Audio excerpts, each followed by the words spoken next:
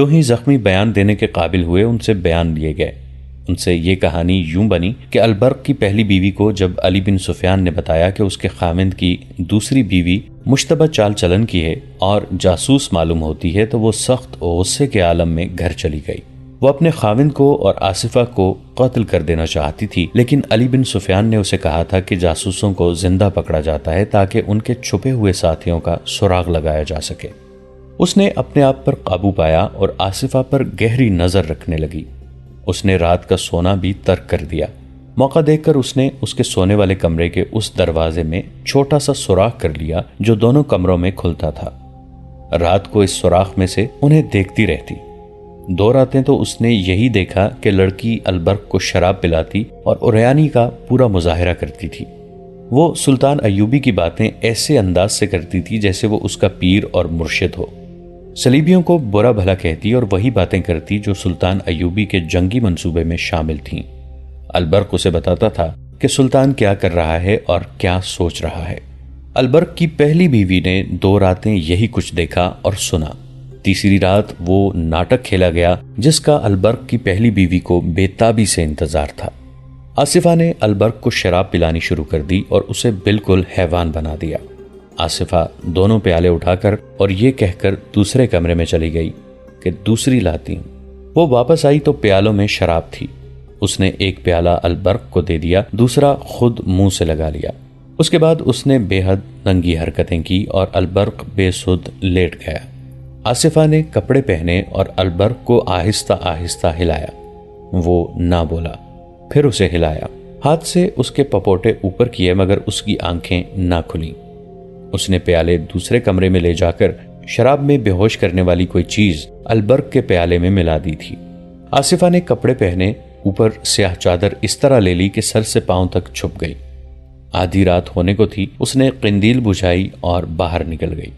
پہلی بیوی آگ بگولا ہو گئی۔ اس نے خنجر اٹھایا، اوپر لبادہ اوڑھا۔ وہ کمرے سے نکلنے لگی تو دیکھا کہ آصفہ ایک ملازمہ کے ساتھ کھسر پھسر کر رہی ہے۔ اس سے پتہ چلا کہ ملازمہ کو اس نے ساتھ میں لا رکھا ہے۔ آصفہ باہر نکل گئی، ملازمہ اپنے کمرے میں چلی گئی۔ پہلی بیوی بڑے دروازے سے باہر نکل گئی۔ وہ تیز تیز چلتی آصفہ کے تعاقب میں گئی۔ وہ اس کے قدموں کی آہٹ پر جا رہی تھی۔ وہ صرف یہ دیکھنا چاہتی تھی کہ وہ کہاں جا رہی ہے۔ آصفہ کو شاید اس کے قدموں کی آہٹ سنائی دی تھی۔ وہ رک گئی۔ پہلی بیوی اندھیرے میں اچھی طرح دیکھ نہ سکی۔ وہ آصفہ کے قریب چلی گئی اور رک گئی۔ اچانک آمنے سامنے آ جانے سے پہلی بیوی فیصلہ نہ کر سکی کہ کیا کرے۔ اس کے منہ سے نکل گیا، کہاں جا رہی ہو آصفہ؟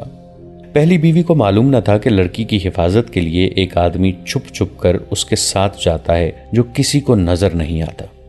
آصفہ نے اپنے ہاتھ پر ہاتھ مارا اور البرق کی پہلی بیوی سے ہنس کر کہا، آپ میرے پیچھے آئی ہیں یا کہیں جا رہی ہیں؟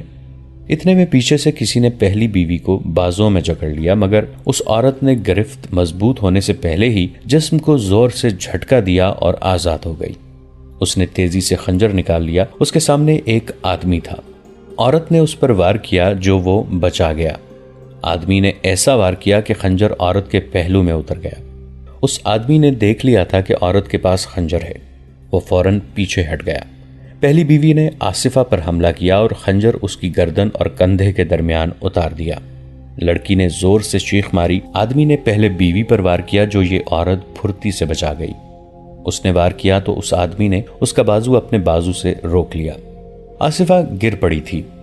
البرق کی پہلی بیوی کو بھی گہرا زخم آیا تھا جو پہلو سے پیٹ تک چلا گیا تھا۔ وہ ڈگمگانے لگی۔ وہ آدمی آصفہ کو اٹھا کر کہیں چلا گیا۔ علی بن سفیان کے 2 جاسوس عمر اور آذر چھپ کر دیکھ رہے تھے۔ انہیں معلوم نہیں تھا کہ دوسری عورت کون ہے۔ عمر اس آدمی کے پیچھے چھپ چھپ کر گیا جو آصفہ کو اٹھا کر لے گیا تھا۔ وہ اسی مکان میں لے گیا جہاں وہ جایا کرتی تھی۔ وہاں سے عمر علی بن سفیان کو اطلاع دینے چلا گیا۔ آذر نے بتایا کہ وہ وہیں چھپا رہا۔ زخمی عورت وہیں پڑی تھی، وہاں کوئی اور نہ تھا۔ آذر اس عورت کے پاس جا کر بیٹھ گیا۔ پیچھے سے کسی نے اس پر خنجر سے 3 وار کیے اور حملہ آور بھاگ گیا۔ آذر وہیں بے ہوش ہو گیا۔ شام تک البرق کی پہلی بیوی اور آذر کی حالت بگڑ گئی۔ جراحوں اور طبیبوں نے بہت کوشش کی مگر وہ زندہ نہ رہ سکے۔ البرق کی بیوی نے علی بن سفیان سے کہا تھا کہ میں اپنے خاوند کو قربان کر سکتی ہوں، قوم اور ملک کی عزت کو قربان ہوتا نہیں دیکھ سکتی۔ اس نے قوم کے نام پر جان دے دی۔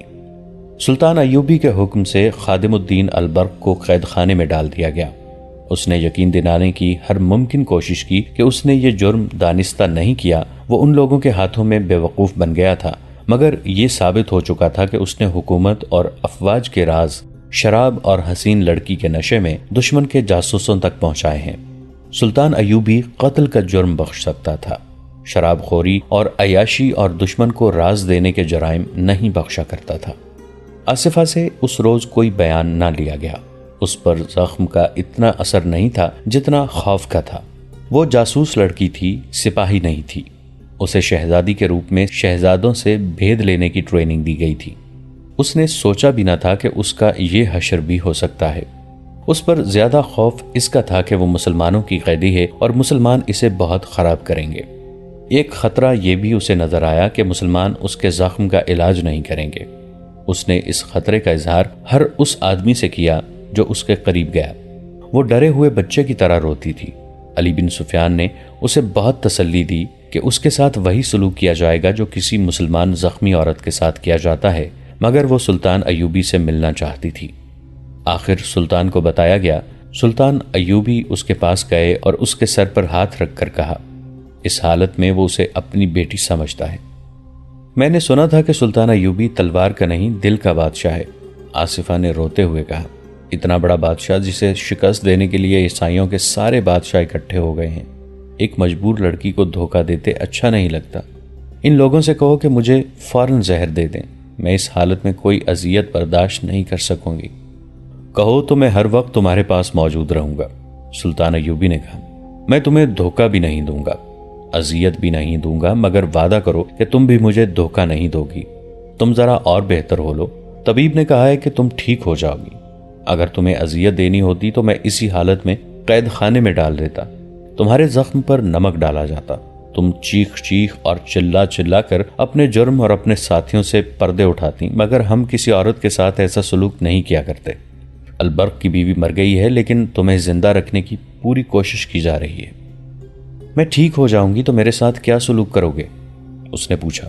یہاں تمہیں کوئی مرد اس نظر سے نہیں دیکھے گا کہ تم ایک نوجوان اور خوبصورت لڑکی ہو۔ سلطان ایوبی نے کہا، تم یہ خدشہ دل سے نکال دو، تمہارے ساتھ وہی سلوک ہوگا جو اسلامی قانون میں لکھا ہے۔ اس مکان کی تلاشی لی گئی تھی جہاں آصفہ جایا کرتی تھی۔ وہ کسی کا گھر نہیں تھا، جاسوسوں کا اڈا تھا۔ اندر استبل بنا ہوا تھا۔ اندر سے 5 آدمی برآمد ہوئے، انہیں گرفتار کر لیا گیا تھا۔ ان 4 نے جنہیں تعاقب میں پکڑا گیا تھا جرم کا اعتراف کرنے سے انکار کر دیا۔ آخر انہیں اس تہہ خانے میں لے گئے جہاں پتھر بھی بول پڑتے تھے۔ بوڑھے نے تسلیم کر لیا کہ اس نے لڑکی کو دانے کے طور پر پھینک کر البرق کو پھانسا تھا۔ اس نے سارا قصہ سنا دیا۔ دوسروں نے بھی بہت سے پردے اٹھائے اور اس مکان کا راز فاش کیا جسے شہر کے لوگ احترام کی نگاہوں سے دیکھتے تھے۔ اس مکان میں بہت سی لڑکیاں رکھی گئی تھیں جو 2 مقاصد کے لیے استعمال ہوتی تھی، ایک جاسوسی کے لیے اور دوسری حاکموں اور اونچے گھرانے کے مسلمان حاکموں کا اخلاق تباہ کرنے کے لیے۔ وہ مکان جاسوسوں اور تخریب کاروں کا تھا۔ ان جاسوسوں نے یہ بھی بتایا کہ سلطان ایوبی کی فوج میں انہوں نے اتنے آدمی بھرتی کرا دیے ہیں جنہوں نے سپاہیوں میں جوئے بازی کی عادت پختہ کرتی ہے۔ وہ ہاری ہوئی بازی جیتنے کے لیے ایک دوسرے کے پیسے چراتے چور بن جاتے ہیں۔ شہر میں انہوں نے 500 سے کچھ زیادہ فاحشہ عورتیں پھیلا دی ہیں جو نوجوانوں کو پھانس کر انہیں عیاشی کی راہ پر ڈال رہی ہیں۔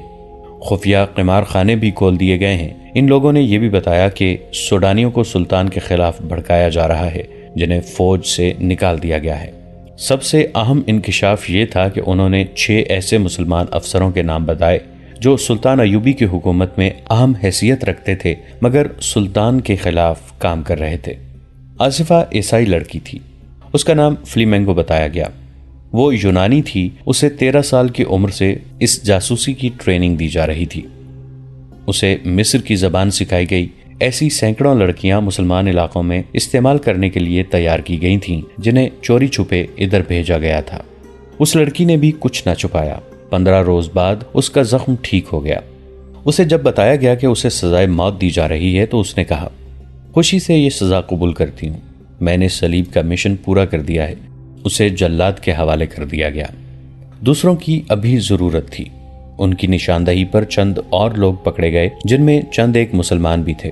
ان سب کو سزائے موت دی گئی۔ البرق کو 100 بیض کی سزا دی گئی جو وہ برداشت نہ کر سکا اور مر گیا۔ اس کے بچوں کو سلطان ایوبی نے سرکاری تحویل میں لے لیا۔ ان کے لیے سرکاری خرچ پر ملازمہ اور اتالیق مقرر کر دیے گئے۔ وہ البرق کے بچے نہیں، ایک مجاہد کے بچے تھے۔ ان کی ماں شہید ہو گئی تھی۔ جون 1171 عیسوی کا وہ دن مصر کی گرمی سے جل رہا تھا، جس دن خلیفہ العاضد کے قاصد نے آ کر صلاح الدین ایوبی کو پیغام دیا کہ خلیفہ یاد فرما رہے ہیں۔ سلطان ایوبی کے تیور بدل گئے۔ انہوں نے قاصد سے کہا، خلیفہ کو بعد السلام کہنا کہ بہت ضروری کام ہے تو بتا دیں، میں آ جاؤں گا۔ اس وقت مجھے ذرا سی بھی فرصت نہیں۔ انہیں یہ بھی کہنا کہ میرے سامنے جو کام پڑے ہیں وہ حضور کے دربار میں حاضری دینے کی نسبت زیادہ ضروری اور اہم ہیں۔ قاصد چلا گیا اور سلطان ایوبی بے چینی سے کمرے میں ٹہلنے لگے۔ وہ فاطمی خلافت کا دور تھا۔ مصر میں اس خلافت کا خلیفہ العاضد تھا۔ اس دور کا خلیفہ بادشاہ ہوتا تھا۔ جمعہ کے خطبے میں ہر مسجد میں خدا اور رسول صلی اللہ علیہ وآلہ وسلم کے بعد خلیفہ کا نام لیا جاتا تھا۔ عیش و عشرت کے سوا ان لوگوں کے پاس کوئی کام نہ تھا۔ اگر نور الدین زنگی رحمۃ اللہ علیہ اور صلاح الدین ایوبی رحمۃ اللہ علیہ نہ ہوتے، یا وہ بھی دوسرے امراء اور وزراء کی طرح خوشامدی اور ایمان فروش ہوتے، تو اس دور کے خلیفوں نے تو سلطنت اسلامیہ کو بیچ کھایا تھا۔ العاضد ایک ایسا ہی خلیفہ تھا۔ صلاح الدین ایوبی مصر میں گورنر بن کر آئے تو ابتدا میں خلیفہ نے انہیں کئی بار بلایا تھا۔ سلطان ایوبی سمجھ گئے کہ خلیفہ انہیں صرف اس لیے بلاتا ہے کہ انہیں یہ احساس رہے کہ حاکم ایوبی نہیں، خلیفہ ہے۔ وہ سلطان ایوبی کا احترام کرتا تھا، انہیں اپنے ساتھ بٹھاتا تھا، مگر اس کا انداز شاہانہ اور لب و لہجہ عاصرانہ ہوتا تھا۔ اس نے سلطان ایوبی کو جب بھی بلایا بلا مقصد بلایا اور رخصت کر دیا۔ صلیبیوں کو بحیرہ روم میں شکست دے کر اور سوڈانی فوج کی بغاوت کو ختم کر کے صلاح الدین ایوبی نے خلیفہ کو ٹالنا شروع کر دیا تھا۔ انہوں نے خلیفہ کے محل میں جو شان و شوکت دیکھی تھی، اس نے ان کے سینے میں آگ لگا رکھی تھی۔ محل میں زر و جواہرات کا یہ عالم تھا کہ کھانے پینے کے برتن سونے کے تھے، شراب کی سراہی اور پیالوں میں ہیرے جڑے ہوئے تھے۔ حرم لڑکیوں سے بھرا پڑا تھا، ان میں عربی، مصری، مراکشی، سوڈانی اور ترک لڑکیوں کے ساتھ ساتھ عیسائی اور یہودی لڑکیاں بھی تھیں۔ یہ اس قوم کا خلیفہ تھا جسے ساری دنیا میں اللہ کا پیغام پھیلانا تھا اور جسے دنیائے کفار کی مہیب جنگی قوت کا سامنا تھا۔ سلطان ایوبی کو خلیفہ کی کچھ اور باتیں بھی کھائی جا رہی تھیں۔ ایک یہ کہ خلیفہ کا ذاتی حفاظتی دستہ سوڈانی حبشیوں اور قبائلیوں کا تھا جن کی وفاداری مشکوک تھی۔ دوسرے یہ کہ خلیفہ کے دربار میں سوڈانیوں کی باغی اور برطرف کی ہوئی فوج کے کماندار اور نائب سالار خصوصی حیثیت کے مالک تھے۔ صلاح الدین ایوبی کی ہدایت پر علی بن سفیان نے قصر خلافت میں نوکروں اور اندر کے دیگر کام کرنے والوں کے بحث میں اپنے جاسوس بھیج دیے تھے، اور خلیفہ کے حرم کی 2 عورتوں کو بھی اعتماد میں لے کر جاسوسی کے فرائض سونپے گئے تھے۔ ان جاسوسوں کے اطلاعوں کے مطابق خلیفہ سوڈانی کمانداروں کے زیر اثر تھا۔ وہ 65.5 سال کی عمر کا بوڑھا تھا، لیکن خوبصورت عورتوں کی محفل میں خوش رہتا تھا۔ اس کی اسی کمزوری سے صلاح الدین ایوبی کے مخالفین فائدہ اٹھا رہے تھے۔ سال کے دوسرے تیسرے مہینے میں خلیفہ کے حرم میں ایک جوان اور غیر معمولی طور پر حسین لڑکی کا اضافہ ہوا تھا۔ حرم کی جاسوس عورتوں نے علی بن سفیان کو بتایا تھا کہ 3-4 آدمی آئے تھے جو عربی لباس میں تھے۔ وہ اس لڑکی کو لائے تھے، ان کے پاس بہت سے تحفے بھی تھے۔ لڑکی بھی تحفے کے طور پر آئی تھی۔ اس کا نام عرارہ بتایا گیا تھا۔ اس میں خوبی یہ تھی کہ خلیفہ العاضد پر اس نے جادو سا کر دیا تھا۔ بہت ہی چالاک اور ہوشیار لڑکی تھی۔ سلطان ایوبی کو قصر خلافت کی ان تمام خرافات کا علم تھا، مگر حکومت پر اس کی گرفت ابھی اتنی مضبوط نہیں ہوئی تھی کہ وہ خلیفہ کے خلاف کوئی کارروائی کر سکتے۔ ان سے پہلے کے گورنر اور امیر خلیفہ کے آگے جھکے رہتے تھے، اسی لیے مصر بغاوتوں کی سرزمین بن گیا تھا۔ وہاں اسلامی خلافت تو تھی، مگر اسلام کا پرچم سرنگوں ہوتا جا رہا تھا۔ فوج سلطنت اسلامیہ کی تھی، مگر سوڈانی جرنیل شہری حکومت کی باغ دوڑ ہاتھ میں لیے ہوئے تھے اور ان کا رابطہ صلیبیوں کے ساتھ تھا۔ انہی کی بدولت قاہرہ اور اسکندریہ میں عیسائی کنبے آباد ہونے لگے تھے۔ ان میں جاسوس بھی تھے۔ صلاح الدین ایوبی نے سوڈانی فوج کو تو ٹھکانے لگا دیا تھا، مگر ابھی چند ایک سوڈانی جرنیل موجود تھے جو کسی بھی وقت خطرہ بن کر ابھر سکتے تھے۔ انہوں نے قصر خلافت میں اثر و رسوخ پیدا کر رکھا تھا۔ سلطان ایوبی ابھی خلافت کی تعیش پرست گدی کو اس ڈر سے نہیں چھیڑنا چاہتے تھے کہ خلافت کے متعلق کچھ لوگ جذباتی تھے اور کچھ حامی تھے۔ ان میں خوشامدیوں کے ٹولے کی اکثریت تھی۔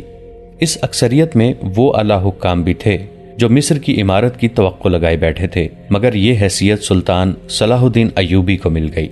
سلطان ایوبی ان حالات میں جہاں ملک جاسوسوں اور غداروں سے بھرا پڑا تھا اور صلیبیوں کے جوابی حملے کا خطرہ بھی تھا، ان اعلیٰ اور ادنا حکام کو اپنا دشمن نہیں بنانا چاہتا تھا جو خلافت کے پروردہ تھے۔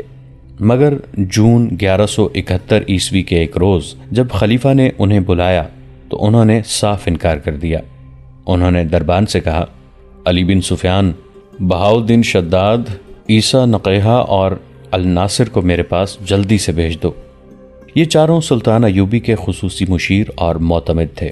سلطان ایوبی نے انہیں کہا، ابھی خلیفہ کا قاصد مجھے بلانے آیا تھا، میں نے جانے سے انکار کر دیا ہے۔ میں نے آپ کو یہ بتانے اور رائے دینے کے لیے بلایا ہے کہ میں جمعہ کے خطبے سے خلیفہ کا نام نکلوا رہا ہوں۔